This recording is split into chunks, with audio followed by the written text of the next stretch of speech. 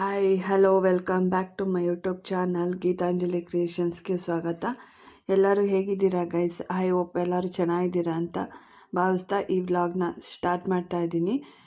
ಎಲ್ಲರಿಗೂ ಯುಗಾದಿ ಹಬ್ಬದ ಶುಭಾಶಯಗಳು ಅಂತ ಹೇಳ್ತಾ ಬನ್ನಿ ಈ ವ್ಲಾಗ್ನ ಶುರು ಮಾಡೋಣ. ಅದಕ್ಕಿಂತ ಮುಂಚೆ ಯಾರೆಲ್ಲ ಸಬ್ಸ್ಕ್ರೈಬ್ ಆಗಿಲ್ಲ ಅಂದರೆ ಪ್ಲೀಸ್ ಸಬ್ಸ್ಕ್ರೈಬ್ ಮಾಡ್ಕೊಂಡು ವಿಡಿಯೋ ನೋಡಿ. ಹೊಸೊಬ್ಬರು ಯಾರಾದರೂ ನೋಡ್ತಾ ಇದ್ದರೆ ಪ್ಲೀಸ್ ಸಬ್ಸ್ಕ್ರೈಬ್ ಮಾಡ್ಕೊಂಡು ವಿಡಿಯೋ ನೋಡಿ. ನಂತರ ಹೈಪ್ ಕೊಟ್ಟಿಲ್ಲ ಅಂದರೆ ಪ್ಲೀಸ್ ಹೈಪ್ ಕೊಟ್ಟು ಸಪೋರ್ಟ್ ಮಾಡಿ. ಬನ್ನಿ ಈ ವ್ಲಾಗ್ನ ಸ್ಟಾರ್ಟ್ ಮಾಡೋಣ. ಮನೆ ಮುಂದೆ ದೊಡ್ಡದಾಗಿ ರಂಗೋಲಿಯನ್ನು ಬಿಟ್ಟಿದ್ದೀನಿ. ಈ ರಂಗೋಲಿ ಇಷ್ಟ ಆಯಿತು ಅಂದರೆ ಕಮೆಂಟಲ್ಲಿ ತಿಳಿಸಿ.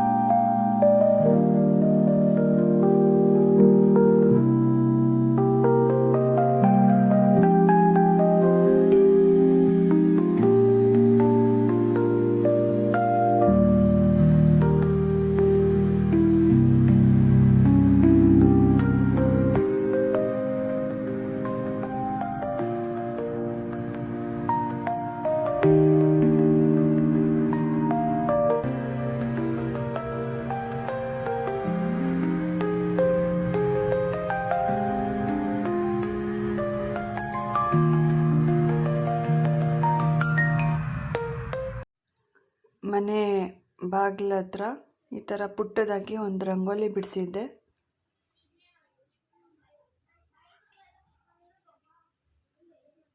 ನೀವು ನೋಡ್ತಾ ಇರ್ಬೋದು. ಸೊ ಈ ಥರ ಪುಟ್ಟದಾಗಿ ರಂಗೋಲಿ ಬಿಟ್ಟಿದ್ದೆ.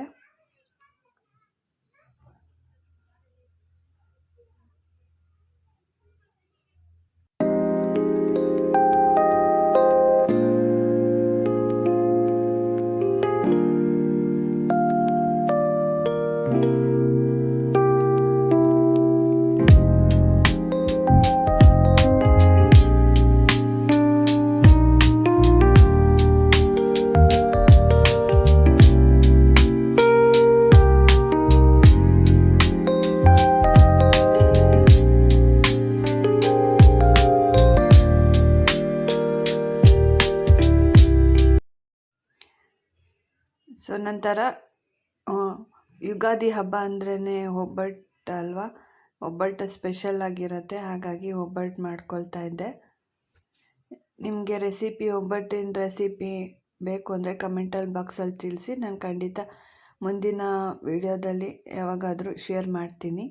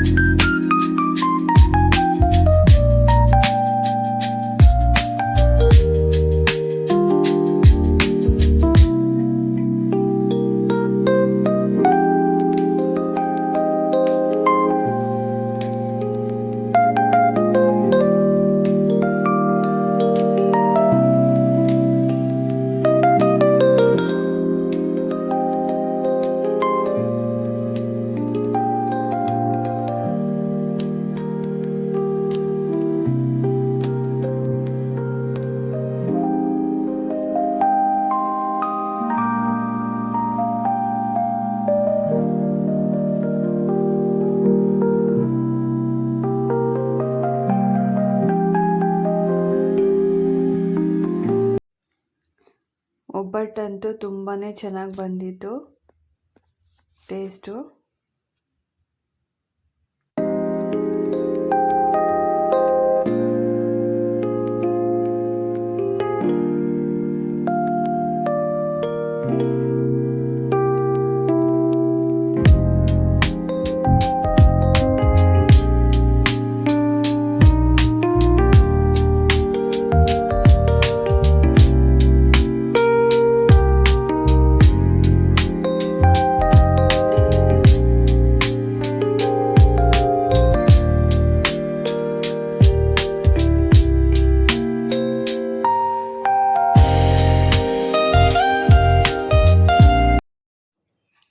ಒಬ್ಬಟ್ಟೆಲ್ಲ ಮಾಡಿದ ನಂತರ ದೇವರಿಗೆ ನೈವೇದ್ಯಕ್ಕೆ ಅಂತ ಒಬ್ಬಟ್ಟನ್ನು ಇಟ್ಟು ಬೇವು ಬೆಲ್ಲ ಇಟ್ಟು ಪೂಜೆ ಮಾಡ್ಕೊಂಡ್ವಿ.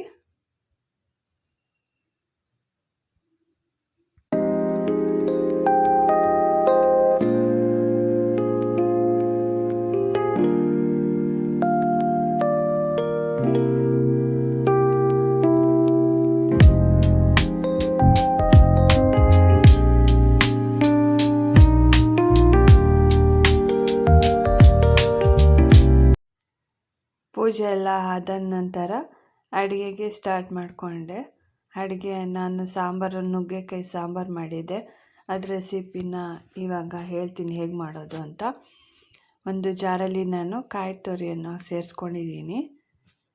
ಕಾಯಿನ ಅದಕ್ಕೆ ಸ್ವಲ್ಪ ಕೊತ್ತಂಬರಿ ಸೊಪ್ಪನ್ನು ಸೇರಿಸ್ಕೊಳ್ಳೋಣ. ತುಂಬಾ ಚೆನ್ನಾಗಿರುತ್ತೆ. ಇದು ಡಿಫ್ರೆಂಟಾಗಿದೆ ಸಾಂಬಾರು. ನೀವು ಒಮ್ಮೆ ಟ್ರೈ ಮಾಡಿ. ತುಂಬಾ ಚೆನ್ನಾಗಿತ್ತು ಸಾಂಬಾರು.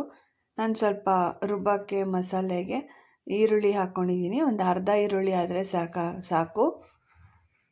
ನಾನಿಲ್ಲಿ 2 ಟೊಮೆಟೊವನ್ನು ಸೇರಿಸ್ಕೊಳ್ತಾ ಇದ್ದೀನಿ. 2 ಟೊಮೆಟೊವನ್ನು ಸೇರಿಸ್ಕೊಳ್ಳೋಣ. ತುಂಬಾ ಟೇಸ್ಟಿಯಾಗಿರುತ್ತೆ ನುಗ್ಗೆಕಾಯಿ ಸಾಂಬಾರು. ಈ ಥರ ನೀವೊಮ್ಮೆ ಟ್ರೈ ಮಾಡಿ. ಮತ್ತು ನಾನು ಇಲ್ಲಿ ಒಂದು 2 ಸ್ಪೂನು ಸಾಂಬಾರು ಪುಡಿಯನ್ನು ಸೇರಿಸ್ಕೊಳ್ತಾ ಇದ್ದೀನಿ. ನಿಮ್ಗೆ ಎಷ್ಟು ಬೇಕೋ ಅಷ್ಟು ಕನ್ಸಿಸ್ಟೆನ್ಸಿ ನೋಡಿ ಹಾಕ್ಕೊಳ್ಬೋದು. ನಾನಿಲ್ಲಿ ನೀರು ಹಾಕ್ಕೊಳ್ತಾ ಇದ್ದೀನಿ. ಇವಾಗ ರುಬ್ಕೊಂಡು ಬರೋಣ. ನೋಡಿದ್ರಲ್ವ, ಇವಾಗ ನಾನು ರುಬ್ಕೊಂಡು ಬಂದಿದ್ದೀನಿ. ಮಸಾಲೆ ರೆಡಿ ಮಾಡಿಕೊಂಡೆ. ಇವಾಗ ಒಗ್ಗರಣೆ ಮಾಡ್ಕೊಳ್ಳೋಣ ಬನ್ನಿ. ಇಲ್ಲೊಂದು ಕುಕ್ಕರ್ ತೊಗೊಂಡಿದ್ದೀನಿ. ಅದಕ್ಕೆ ಒಂದು ಸ್ವಲ್ಪ ಎಣ್ಣೆ ಹಾಕ್ಕೊಳ್ಳೋಣ. ಸ್ವಲ್ಪ ಎಣ್ಣೆ ಹಾಕ್ಕೊಳ್ಳೋಣ. ಅದಕ್ಕೆ ಸಾಸಿವೆ ಹಾಕ್ಕೊಂಡಿದ್ದೀನಿ. ಸ್ವಲ್ಪ ಜೀರಿಗೆ ಹಾಕ್ಕೊಳ್ಳೋಣ.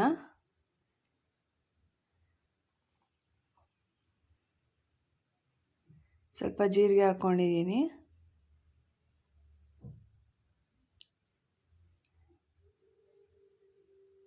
ಸ್ವಲ್ಪ ಫ್ರೈ ಮಾಡ್ಕೊಳ್ಬೇಕು. ನಂತರ ಕಸೂರಿ ಮೇಥಿಯನ್ನು ಸೇರಿಸ್ಕೊಳ್ತಾ ಇದ್ದೀನಿ. ಕಸೂರಿ ಮೇಥಿ ಸೇರಿಸ್ಕೊಳ್ಳೋಣ. ತುಂಬಾ ಟೇಸ್ಟಿಯಾಗಿರುತ್ತೆ. ನೀವು ಒಂದು ಸಲ ಈ ಥರ ನುಗ್ಗೆಕಾಯಿ ಸಾಂಬಾರು ಮಾಡಿ ನೋಡಿ. ನಾನಿಲ್ಲಿ ಸ್ವಲ್ಪ ಒಗ್ಗರಣೆಗೆ ಕರಿಬೇವಿನ ಸೊಪ್ಪು ಹಾಕ್ಕೊಂಡಿದ್ದೀನಿ. ಅದಕ್ಕೆ ಒಂದು ಈರುಳ್ಳಿ ಸೇರಿಸ್ಕೊಳ್ಳೋಣ.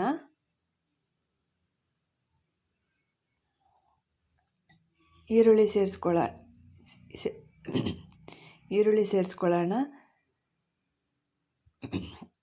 ಸ್ವಲ್ಪ ಫ್ರೈ ಮಾಡ್ಕೊಳ್ಬೇಕು. ಈ ಥರ ಡಿಫ್ರೆಂಟಾಗಿ ಸಾಂಬಾರು ತುಂಬಾ ಟೇಸ್ಟಿಯಾಗಿ ಬರುತ್ತೆ ಗೈಸ್. ಒಂದ್ಸಲ ಟ್ರೈ ಮಾಡಿ. ಇವಾಗ ನಾನು ಈರುಳ್ಳಿನ ಫ್ರೈ ಮಾಡ್ಕೊಳ್ತಾ ಇದ್ದೀನಿ. ಲೈಟ್ ಬ್ರೌನ್ ಬರೋವರೆಗೂ ಸ್ವಲ್ಪ ಫ್ರೈ ಮಾಡ್ಕೊಳ್ಬೇಕು. ಅದಕ್ಕೆ ನಾನು ಇಲ್ಲಿ ತರಕಾರಿ ಹಾಕ್ಕೊಂಡಿದ್ದೀನಿ. ತರಕಾರಿಗೆ ನಾನು ಆಲೂಗೆಡ್ಡೆ ಬದನೆಕಾಯಿ ಸೇರಿಸ್ಕೊಳ್ತಾ ಇದ್ದೀನಿ. ಆಲೂಗೆಡ್ಡೆ ಬದನೆಕಾಯಿ ಸೇರಿಸ್ಕೊಳ್ಳೋಣ. ಆಲೂಗೆಡ್ಡೆ ಬದನೆಕಾಯಿ ಸೇರಿಸ್ಕೊಂಡು ಸ್ವಲ್ಪ ಲೈಟಾಗಿ ಫ್ರೈ ಮಾಡ್ಕೊಳ್ಬೇಕು.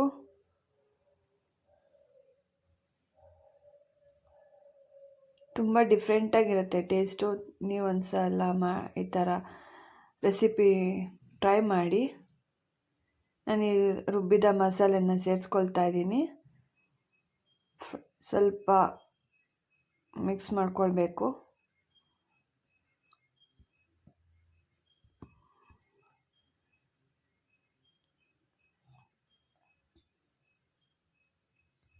ತುಂಬಾ ಟೇಸ್ಟಿಯಾಗಿರುತ್ತೆ ಗೈಸ್ ನುಗ್ಗೆಕಾಯಿ ಸಾಂಬಾರು. ನಾನು ಇಲ್ಲಿ ತೊಗರಿಬೇಳೆನ ಸೇರಿಸ್ಕೊಳ್ತಾ ಇದ್ದೀನಿ. ತೊಗರಿಬೇಳೆನ ಸೇರಿಸ್ಕೊಳ್ಳೋಣ.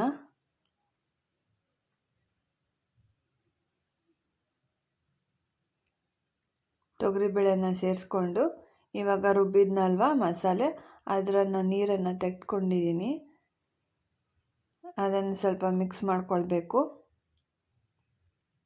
ನಿಮ್ಗೆ ಎಷ್ಟು ಕನ್ಸಿಸ್ಟೆನ್ಸಿ ಬೇಕೋ ಅಷ್ಟು ಕನ್ಸಿಸ್ಟೆನ್ಸಿಗೆ ನೀರನ್ನು ಸೇರಿಸ್ಕೊಳ್ಬೇಕು. ತುಂಬ ಗಟ್ಟಿನೂ ಮಾಡಬೇಡಿ, ಸ್ವಲ್ಪ ತೆಳ್ಳಗೆ ಚೆನ್ನಾಗಿರುತ್ತೆ. ನಾನು ಇಲ್ಲಿ ಎಕ್ಸ್ಟ್ರಾ 1 ಟೊಮೆಟೊವನ್ನು ಸೇರಿಸ್ಕೊಳ್ತಾ ಇದ್ದೀನಿ, ಹಚ್ಕೊಂಡಿರೋದು.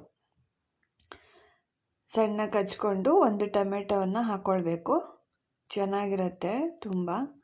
ನಾನಿಲ್ಲಿ ರುಚಿಗೆ ತಕ್ಕಷ್ಟು ಉಪ್ಪನ್ನು ಸೇರಿಸ್ಕೊಳ್ತಾ ಇದ್ದೀನಿ.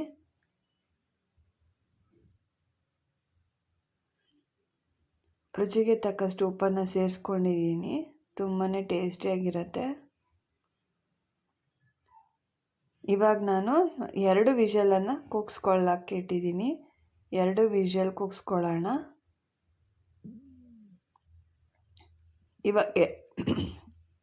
ಇವಾಗ 2 ವಿಷಲ್ ಆಗಿದೆ. 2 ವಿಷಲ್ ಆದ ನಂತರ ನೋಡಿ ತುಂಬಾ ಚೆನ್ನಾಗಿರುತ್ತೆ ಸಾಂಬಾರು.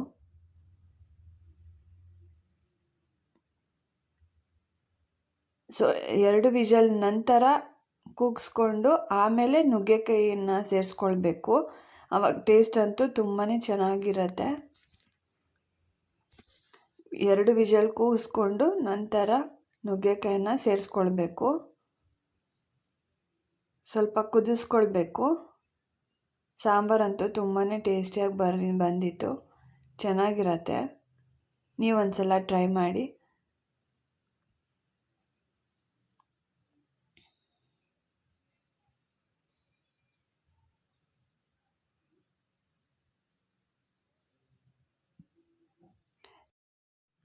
ನೋಡಿದ್ರಲ್ವಾ ಗೈಸ್ ನುಗ್ಗೆಕಾಯಿ ಸಾಂಬಾರು ಹೇಗೆ ಮಾಡೋದು.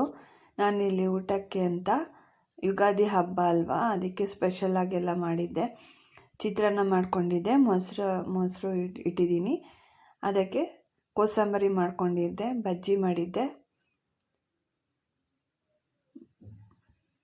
ನಂತರ ಒಬ್ಬಟ್ಟು ಮಾಡ್ಕೊಂಡಿದ್ದೀನಿ. ಅದಕ್ಕೆ ಸ್ವಲ್ಪ ತುಪ್ಪ ಸೇರಿಸ್ಕೊಳ್ಳೋಣ, ತುಂಬಾ ಚೆನ್ನಾಗಿರುತ್ತೆ. ಸ್ವಲ್ಪ ರೈಸ್ಗೆ ನುಗ್ಗೆಕಾಯಿ ಸಾಂಬಾರು ಮಾಡಿದ್ದೆ. ನುಗ್ಗೆಕಾಯಿ ಸಾಂಬಾರು ಮಾಡಿದ್ದೆ, ತುಂಬಾ ಟೇಸ್ಟಿಯಾಗಿತ್ತು. ನೋಡಿದ್ರಲ್ವಾ ಗೈಸ್, ಯುಗಾದಿ ಹಬ್ಬದ ಊಟದ ಸ್ಪೆಷಲ್ ಇದಾಗಿತ್ತು. ನೋಡಿದ್ರಲ್ವಾ, ಈ ವಿಡಿಯೋ ಸ್ವಲ್ಪನಾದರೂ ನಿಮಗೆ ಇಷ್ಟ ಆಯಿತು ಅಂದರೆ ಪ್ಲೀಸ್ ಸಬ್ಸ್ಕ್ರೈಬ್ ಮಾಡ್ಕೊಳ್ಳಿ.